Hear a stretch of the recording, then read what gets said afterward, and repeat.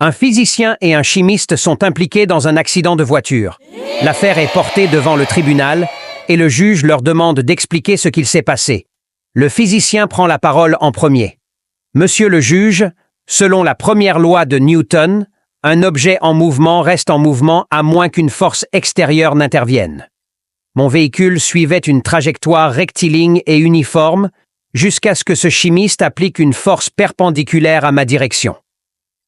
Résultat, une collision inévitable et un désastre thermodynamique. Le juge hoche lentement la tête et se tourne vers le chimiste qui répond avec un sourire. « Monsieur le juge, ce n'est pas un accident, mais une simple réaction chimique.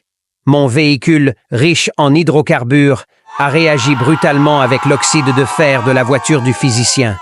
Nous sommes face à une oxydoréduction mécanique, un phénomène parfaitement prévisible. » Le juge, visiblement exaspéré, lève une main pour l'interrompre, soupire profondément, puis se lève. Sans dire un mot, il ajuste sa robe et quitte la salle du tribunal. 2 jours plus tard, le physicien et le chimiste sont toujours là, debout, seuls dans le tribunal. L'un griffonne des équations sur un bout de papier, tandis que l'autre expérimente avec un verre d'eau et du sel. Le physicien, fatigué, murmure « Le juge, il a dit qu'il partait et qu'il reviendrait, non ?»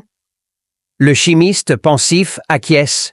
« Oui, mais je commence à soupçonner une évaporation spontanée, peut-être même une désintégration moléculaire. » Soudain, une voix retentit au fond de la salle.